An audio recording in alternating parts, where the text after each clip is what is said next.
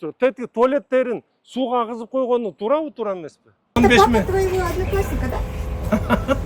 Да, точно. Ну, одноклассника в первую очередь надо. Да, ну вот. Мына бул кызык сызыкка кирген, кирбеген жерлерин баарын тактап бергиле. Мыйзамсыз курганда. Жоқ, Бакеш, сіз документ менен көрсөтпөйсүз, канча метр жылдырып коёюлу. Эрежеге могу туура келеби могу тургандары? Кайта келдиңби? Шабашка кире элексиңби? Кой шабашкаларды токтот. Ушунун баарын акимият кылыш керек силерде. Эмне биз келип туруп айтыш керек анын баарын? Кичинекей бала түшсө эмне болот буяка? Кредитиңерди ошол учурда кимге көп акча берип алган кишилерди сотко бергиле. Жок, могу документти алыш үчүн канча акча бердиңер? Мен көрдүңөр, бердиң. Ал взятка туурабы? У нас же есть факты. Мурунку мэрлер алып на магистрали строят, в парке строят. Вы даете разрешение, правильно? Мы дорогу сделать хотим, автостанцию хотим, нам не дают разрешение, потому что это государственный интерес. Келе, кандай көрсөтүп айтып түшүндүрөлүк эми маяктан. Быйыл жылдыкка анан эмдиги жылкы деп эки этапка бөлүп атабыз. Ел план. Кел картаны ачкыла.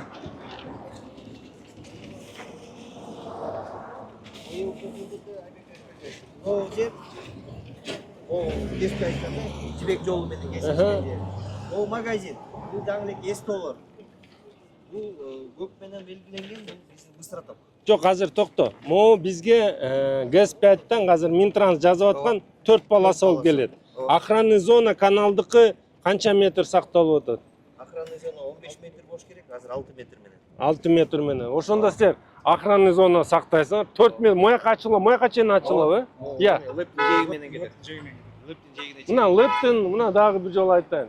Лептин жеги да бул охранный зонада могу курулуштар болбош керек эле да, мыйзам боюнча, туурабы? Азыр 4 метр дегенде как минимум бияка 4 метр, 4 метр кириш керек. Анда получается вот этот жарымы кетиш керек да, туурабы? 110. То есть даже здесь вопрос не в красных линиях, вопрос законности самих строений, туурабы? Курулуштар өздөрү туура эмес. Бул кайсы мыйзам менен, кайсы эме менен айтпа. Правила охраны закончились. Я. Правила охраны электрических сетей. Токтом менен, туурабы? Минэнерген. Токтом вообще. Берген, ну ал деген эмпата. Могу столбада. Чоң могу столба. Жеги менен кетет да. Жеги менен уже бери келет. Ошондо биз охранный зонасын колдонуп калабыз тигинекин, 4 полоса болот. 4 полосага практически перекресток эле болуп калат экен да. 4 полоса келип туруп азыр существующий мэрия келип такылып атпайбы? Могу магазин. Магазин. Эгерде биз магазинди алсак, бияктын ордуна дагы 2 полоса кошулат. Жок, эми булардыкы ошол айтып атабыз да, бул даже маселе кызыл линияда эмес да, бул мыйзамдуулугу, туурабы? Будан каналдан бизде 15 метр. А бияк 15 метр эмес, притык кылып атпайбы бияктагылар. Анан экинчи маселеси буякта высоковольтка кетип атат, туурабы? Высоковольтка крайний линиясынан биз айтып атабыз 4 метр деп, А бул кантип эми мына эми Жайлык Жансыбек, биз мындайлар менен соттошуп атабыз уже. Биз просто сотко албайбыз да. Сот годами у нас. жок, эми соттошкондо годами дегенде качан бүтөт бул? Эртең үзүлүп, бирөө өлүп калса ким жооп берет? Силер жооп бересиңер да. Же биз жооп беребиз да. Просто соттошуп атабыз. Дордовая тоже мындай. Эми кандай соттун обеспечение иске кылып туруп, тазалап турган соттош керек да. Кандай эми себептен да бул коопсуздук маселе да азыр. Могу кызыл эме сызыкты медет. Эме сызманы кызылды. Айбек Жашпаевич. Мына могу сто эме? Столба. Экинчи столба.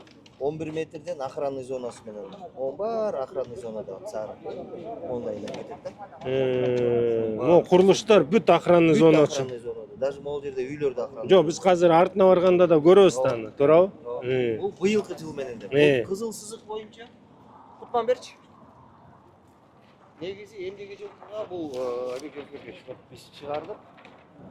Бул уже эмеден баштап, Кяпти Гестин повороттон баштап, вот жибек жолу. Быйылкы жылга мына могул жагын эле деп атабыз. Могул ортодогу чоң лептер ортого калат. Бул экинчи тарап жол болот. Ошондо 3 полосадан 6 полоса. Жок, эми мына могу жерде мен айтып кетейин. Могу бир түшүнүк болуш керек да. Биз азыр керек болса даже кызыл сызык деп элди кыйнаган жери жок. Кызыл сызык болсо канча деген курулуштар алынат, туурабы?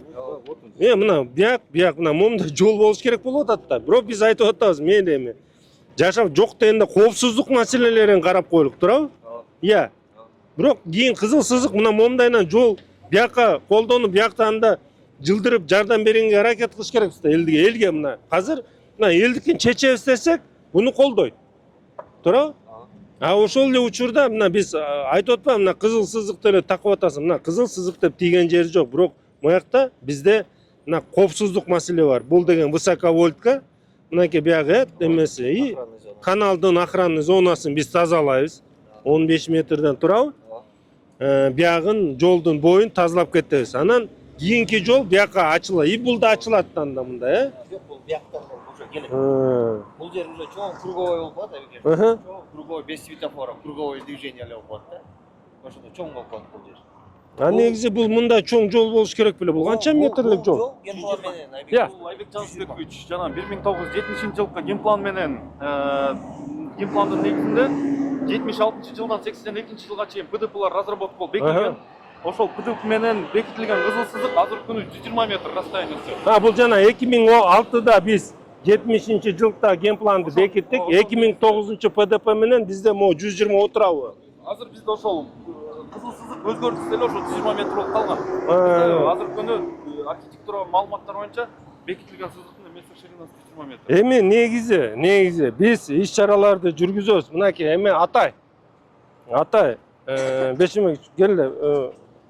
Мояктардычы карагыла. Эми силер баары бир расмий эскертүүлөрдү тараткыла.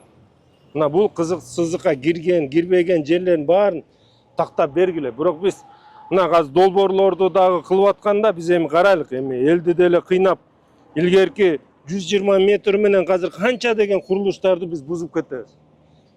Ошондуктан мындай аз курулуштарды жанакы хос субъекттер болсо дагы эми бизге чыгым болуп калат, чын айтканда. Себептен да бизге киреше булагы азайып калат да. Ошону карабастан биз азыр мындай аз эме менен чыкканда болойлук да. Бир нерсе биз алдыга кое турган бул деген коопсуздукту коелук, элдин коопсуздугу жана жолдун кеңейе турган нугун чыгарып берелик азыркы учурдагыны. Макулбу? Бирок элге түшүндүрмөлөрдү бергиле. Баарыңар мына кызыл сызыктасыңар. Мына кызыл сызык мынакей. Мына баарыңар көрүнүп атат да, мына 120 метр мынакей. Кызыл сызык. Бирок биз бүгүнкү күндө койгон планыбыз боюнча мына моюн менен кетип атабыз. Мына. Анан келечектеги гана берсең долбоорду. Сухобаторга чейин барат, Айбек Жансүбекович. Мына келечекте мына көрсөңөр болот. Биз ошондо астыңкы кызыл сызыкка өтүп атабыз да. Мына астыңкы кызыл сызык мына моякта өтөт. Туурабы? Күнчыгыш тарабында. Күнчүгүш мына мояктан. Ошо карасынан аны да кыскартып мына жолду кылып атабыз. Бирок мына мояктагы кызыл сызыкка биз кирген жери жок. Ошол эле учурда мен дагы бир жолу айтайын. Баарына эскертүүлөр бергиле. Мына түшүнүш керек. Кызыл сызыкта тургандардын курулуштарына, башкасына алар деген көңүл буруш керек да. Кантип куруп атышат булар? Суунун нугун мына азыр көрөбүз го. Тим эле тыкыз эме ээлеп алган. А эртең Кудай сактасын, мояка бир суу келсе эмне болобуз? Мына могу суу келсе, мояктан баштап, мына мояктан бүтөлөт экен, у нас ЛПР кетип атат, ЛПРди азыр көрүп атабыз. Бир бүтөлсө, мына мояктын баары каптайт да. А ким жооп берет ага? Бир зымыңар үзүлсө, Бишкек без, туурабы? Канча деген үй жабыркайт, анага ким жооп берет? Мына ушундай көрүнүштөр. Бирок бул ишти биз башташ керекпиз. Жанакы бизде 1 миллиард 300 миллион сом бар болчу. Мына аэропорт Манаска колдонобуз деген туурабы жолуна. Бирок азыр изилдөө жүргүзүп туруп, ал жолду дагы мындай эксплуатация кылса болот экен дегенге келдик да. Ошол акчаны мына бияка бурабыз. Мына могу жолдорго, ички жолдоргочу капарап жалабыз. Ошон үчүн сиз биякты жакшылап карап, эл менен да сүйлөш, түшүндүрмө бергиле.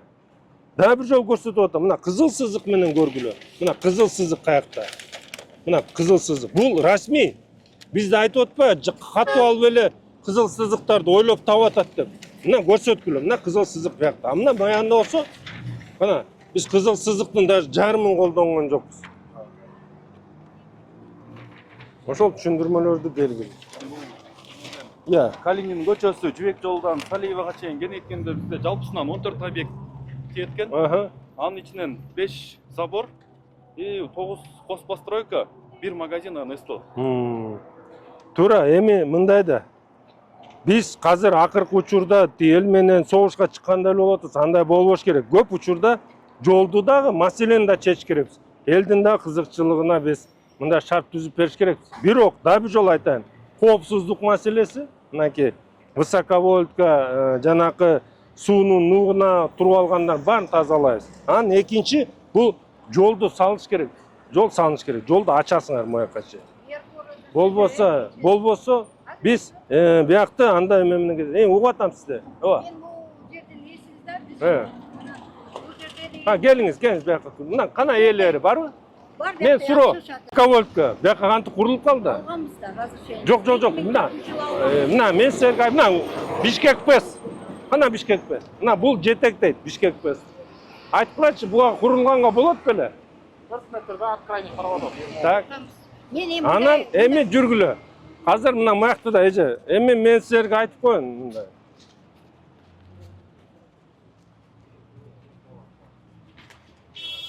Мынакей суу агып атат.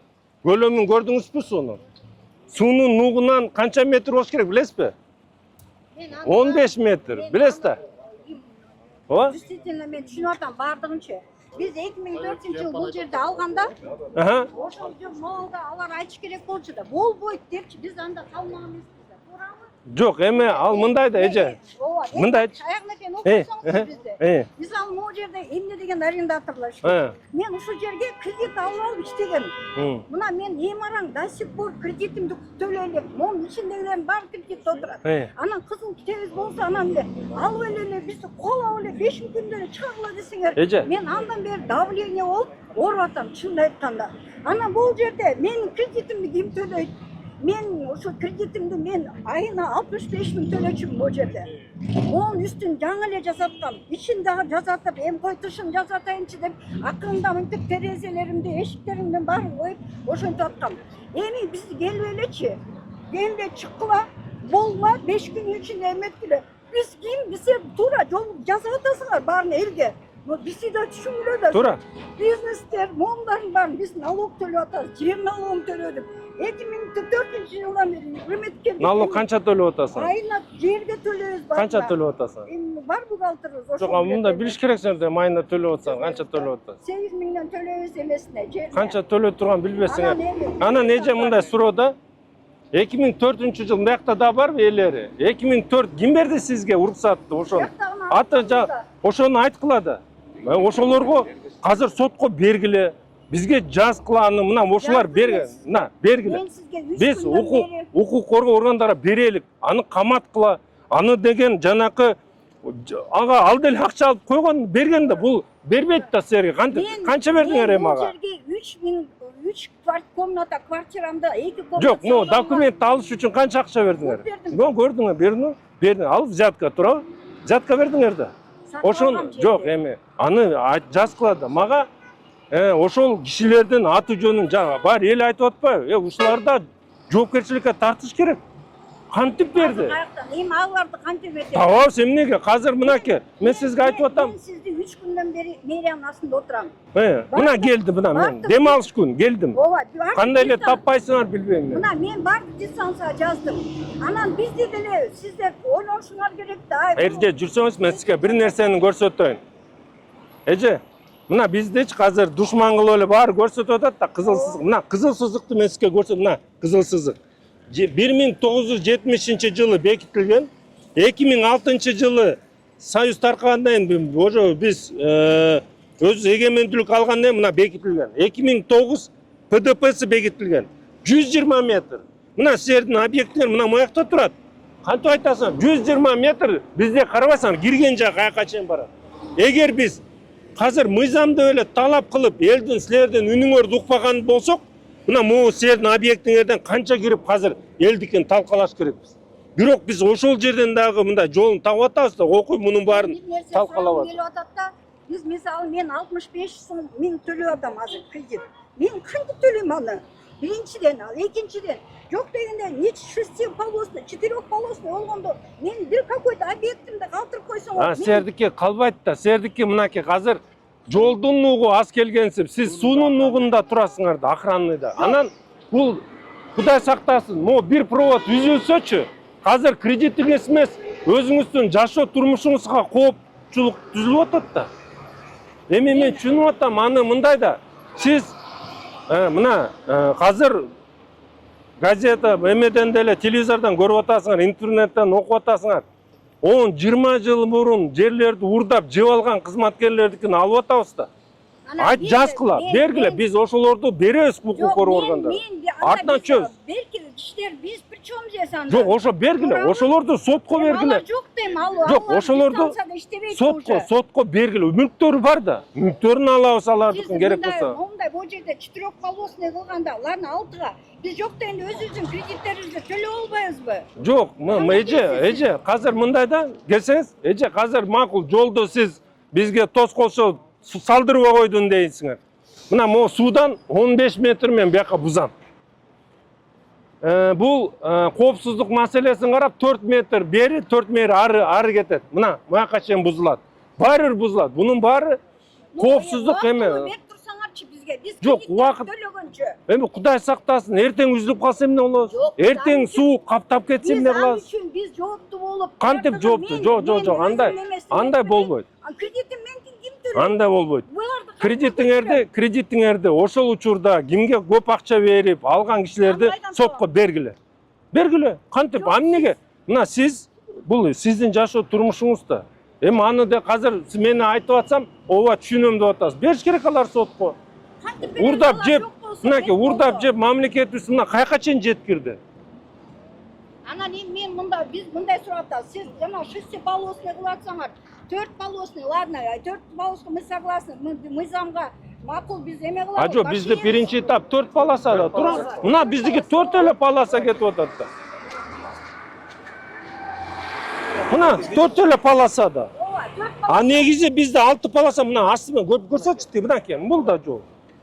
Жок, мен ошо 6 полоса болгончо биз кредиттерибизди төлөп, макул биз бошотуп берели. Но бизге компенсация болобу? Ошону биз сурап. Жок, компенсация негизи мыйзамсыз болгондон компенсация маселесин биз кантип карайбыз? Жок, мен Бирок мен силерге айтып коеюн. Эми компенсация дегенди мына көп учурда биз кайсы бир кызыктар болгондо эле айтып атат. Эми чын айтканда мен үй салып алып, силердин үйүңөрдү бузсам бир жөн.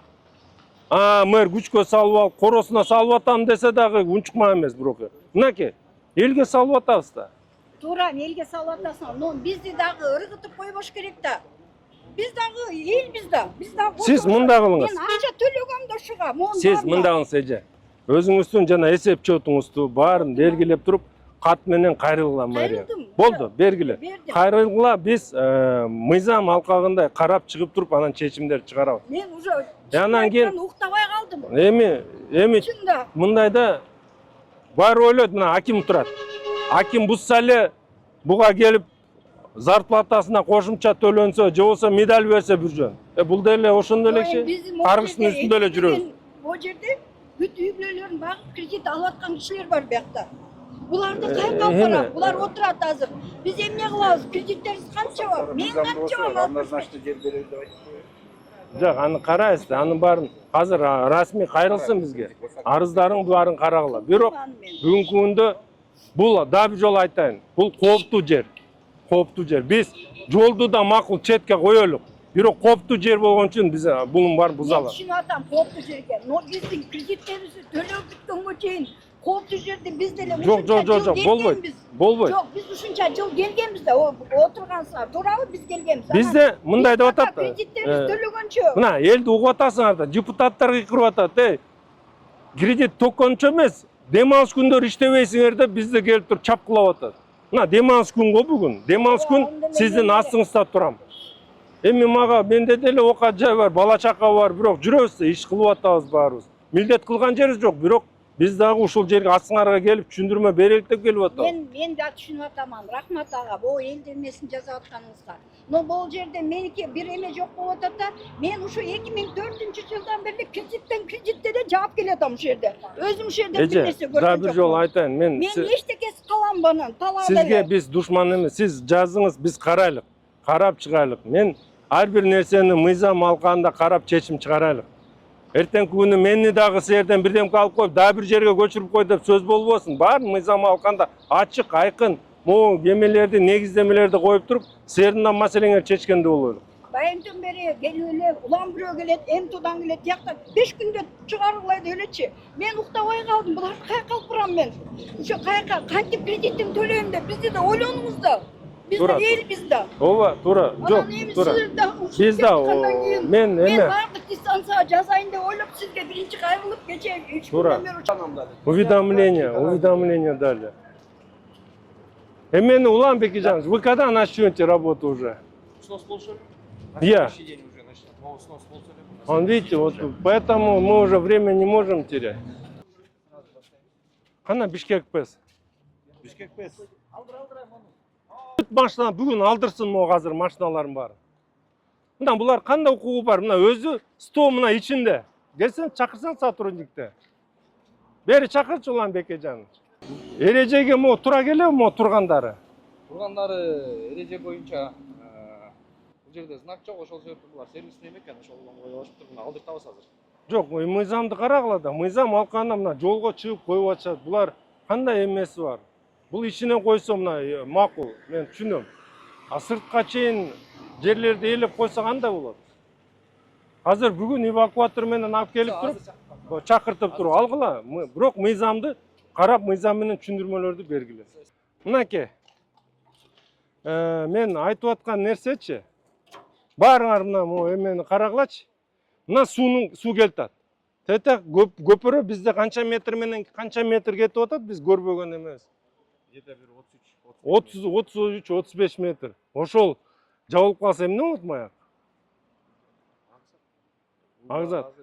Дарбаза мыйзамдуу же мыйзамдуу эмес? Макул, буларды азыр биз турат. Тетиги туалеттерин сууга агызып койгону туурабы, туура эмеспи? А эмнеге биз мына туалетин бүгүн жапкыла азыр. Туалеттерин бүгүн жабыш керек. Ага уведомление эмес, бул мына экологияга да таасир. Мына бүт трубаларын бияка чыгарып койгон. Кантип ошондой болсун? Бул үйгө дагы капарап жалабыз. Бүгүнкүдөн баштап талаптарды койгула, бүт баары жылсын. Себептен да өйдө жакка барганда полностью жылып турат. Охрана зона. Эшигинин алдында коросу бар, болбой ошону карачы. Ошо коросуна койгондон батышпайт го. Жок, мына коомчулук жерге коюп коюш керек да, жайга. Еще жазып койгон бул кол менен. Бунун керек болсо укугу өйдөрөөк турабы коомчулуктун укугуна караганда. Парковка жок дейсиз. Мына канча бүт жаап алган мага. Кара суунун көлөмү. Эчтеке көрүнбөйт. А бүтөлүп калса эмне болот азыр бияк? Каптайт да, каптабаганда эмне болот ана? Полностью мынакей бүгүндөн калтырбай, буларды го мыйзамсыз болгондорду уведомление бер, 2-3 күндөн сразу тазалап кеткиле.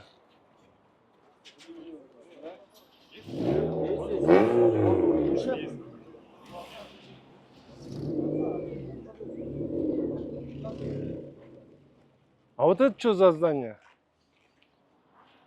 Поднимите ему документы. Это что? Что за логопед? Это детское, что ли? У вас ни одно безопасность здесь не обеспечена. Мен бияктан чыкканда эле баланы сүзүп кетсем эмне болот? Все, давайте маяктан дагы анализ кылгыла. Мына ошонун баарын акимият кылыш керек силер да. Эмне биз келип туруп айтыш керек анын баарын? Буга чейин туура айтып атат да бир чети. Силер ушу ичке киришкенде ушуларды кыдырып, айтып, ана бүгүн эле мен келгенде эле ачылыш кылбай буларга.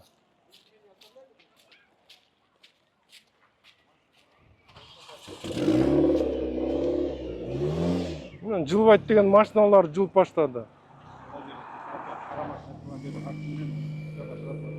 Аха. Бишкек ПЭС.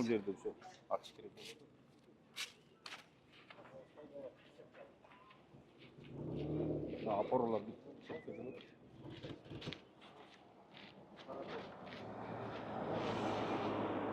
Мына бүт мынакей қазір. Мо бүт кіріп кеткен бұл ар жағы.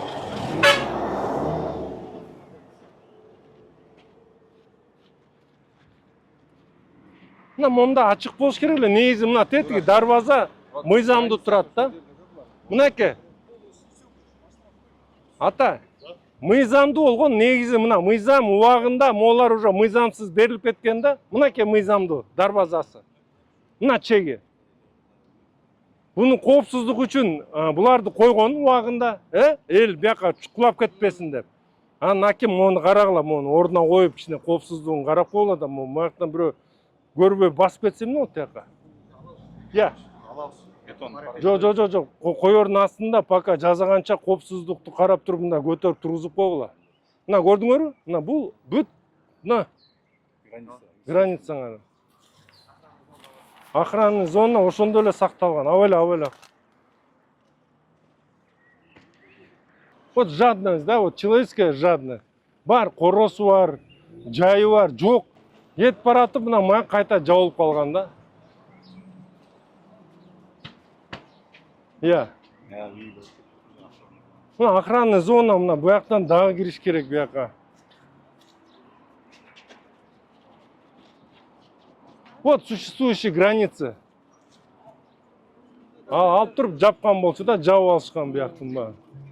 Мына моудан баштап жанакы 15 миң тыянын эсептегиле дагы полностью бuyagына чейин тазалап келди. Суунун нугун эки жагынан 15 метрден ачып даярдап эметип койгула.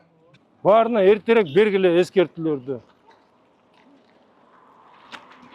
Раньше 20 метров было, молодцы, 20 метров было. Сейчас 4 сделали. Мына карачы моуларды сырып салла азыртан бар.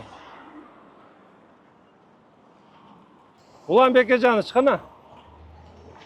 Гайга айтыпчы, мо бүт эмелерди, большой грузтарды баарын алдырткыла бүгүн. Эмени жанакы суунун боюн тазалап чыккыла баары. Качы мына высоковольтты. Баары кирип алыптыр. 4 метрге чейин түшүрдүк да, турабы? Мурун 20 метр болчу. Не, ну все равно.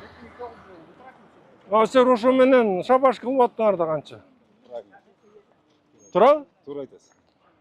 Мына мо карабайсың, мына мо нормальный. Алды дагы. Ата көрүн, бuyakta алып туруп тозуп алды. Государство эме жакка алып туруп, момда эмесин коюп алган, тумбаларын. Көрүп атасыңбы? Бирөө агып кетсе, кирип бирөө. Да, куткара албайсыз. Азыр суу 1 метр өйдө көтөрүлсүн, макул 1,5 метр. Болду, бирөө агатта кетти да ошойдон. Кудай сактасын ошону. И суунун жээктерин мооларын кырып, Адилет менен Зеленстрой менен полностью тазалап чыккыла. Карагыла, кооптуу маселелерди карап чыккыла силер. Мына жанакы ачылып калган жерлерден эл чүп калып, кичинекей бала түшсө эмне болот буяка? А? Все, вот это все отодвигайте. И пешеходный туда. Да. Вот как раз променады. Забор. Постройка момдайнан кетет да, суунун жеги менен кетет.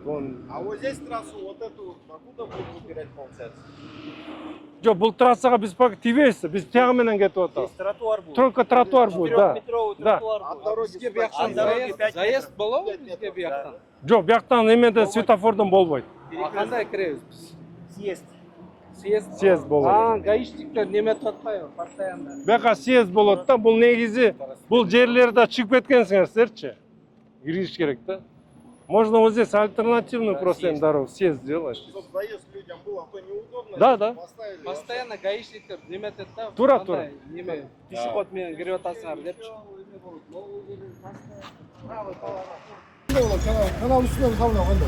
Канал ачылат да, каналдын өзүнүн природа охранный зонасы бар, 15 метр. Агана эмнеге торуп алган? Мына мояка бирөөнүн баласы түшүп кетсин, ким эмне кыла аласыңар? Эже, мен сиздин өзүңүздүн ыктыярыңыз менен биринчи могу мыйзамсыз Аны нерсени көрдүм, алып ооба. койгула. Алып кой, азыр алып койгула. Хорошо. Өзүбүзчө. Ага. Анан монун баары сендики мыйзамсыз. Жоқ. Мындай екен. Мына жер екен. Біз келедік та. Мына жер екен. Жок. 15 метр природа охранный зона. Байке, бұл үйді біздің ата-енеміз сатып алған документтері бар. Көтөргүлө документтер. Өткөндө рахат Уведомленияларды есептедік. эле 85. Уведомленияны бүгүн бергиле баарына. Азыр ар жак бетинен, бер жак бетинен полностью монда 15 метр тазаланды.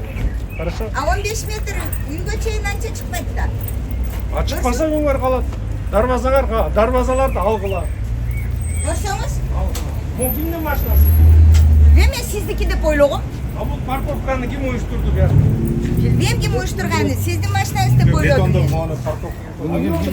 Парковка болбойт. Бул жакта буну мен жасадым. Бул жакта это мост же, нельзя же. Мына көрсөңүз, бул жак кандай болот? 15 метр кандай?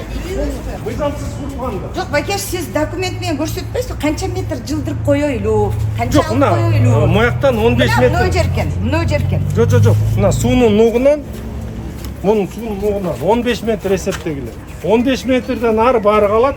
15 метрден бери бүт природа охранный зона ачылыш керек. Үйдү бузабызбы? Мен билбейм, а может Жок, 15 Говорю же, вы все время сидели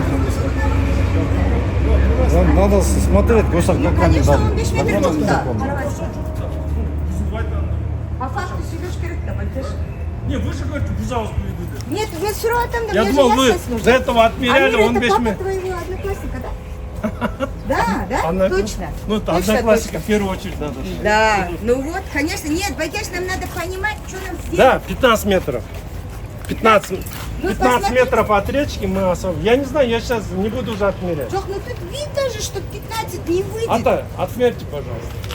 Смотри,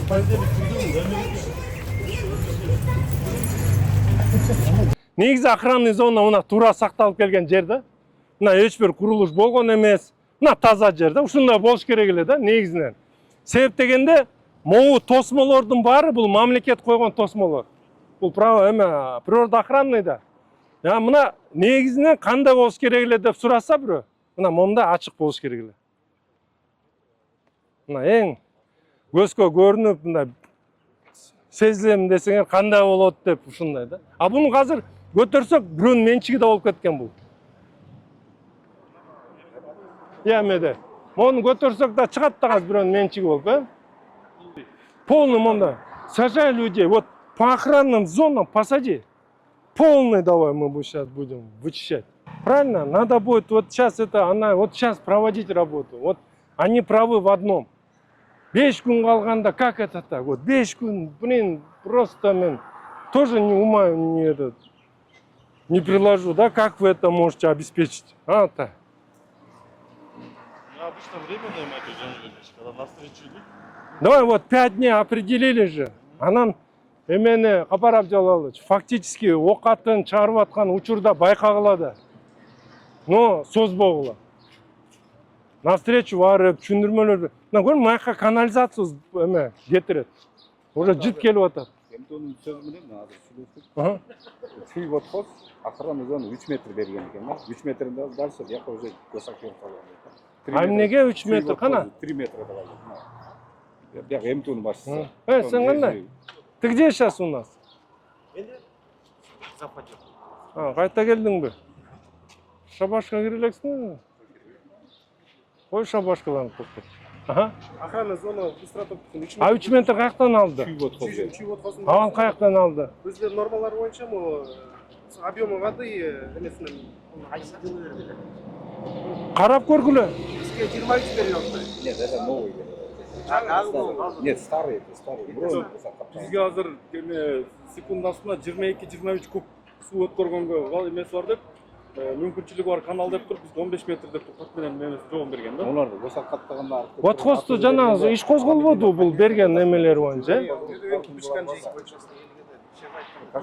Ал жака бергендей деле бул жака бере берген да. Жүр, все хорошо. Могу өйдөнкү жолду көрүп атасыңар да.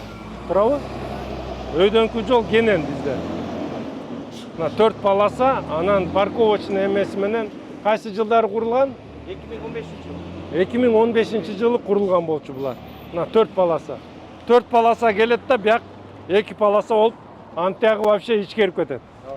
Ошондуктан ал жерди биз азыр бул жер 4 полосага кеңейтебиз. Бирок мына мону көрсөңөр болот да.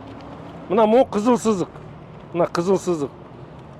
Демек мына жол ушуга чейин кеңейиш керек эле да. Биз азыр жарымын эле кеңейтип атабыз. Мо курулуштардын баары түшүп калбасын деп. Мынакей. Онда жакшы көрүнөт мына. Токмокский бияка кетти. Мынакей. А негизи мына момундай кызыл сызык. Буларга дагы баары бир расмий түрдө биз берип коебуз. Эскертмелерди. Себеп дегенде булар кызыл сызыктасыңар деп буларга уже маалыматтарды беребиз. Эрте кечпи эгер жол кеңейе турган болсо булардын баары уже бузуш керек. А кандай алган, эмненин негизинде алган, бул уже башка маселе да. Бул каралат. Мына биягы да кызыл сызык. Көп курулуштардын баары мына мо перекрестка деле канча деген. Негизи биз биякты алганда мына расширенияны 25 объект кирип атат, туурабы? 25 көбү забор, да жакшы экен, курулуштар эмес экен. Бирок бир 2-3 магазин кирип калат. Буларга дагы эскертүүлөр берилди. Бузуп бүтөр менен биз ишти баштайбыз, туурабы? Мен дагы айтып кетейин, эмне себептен бул жолдорго биз азыр өтүп атабыз. Биз бул жылы 1 миллиард 300 миллионду Манас аэропортунун жолуна караганбыз.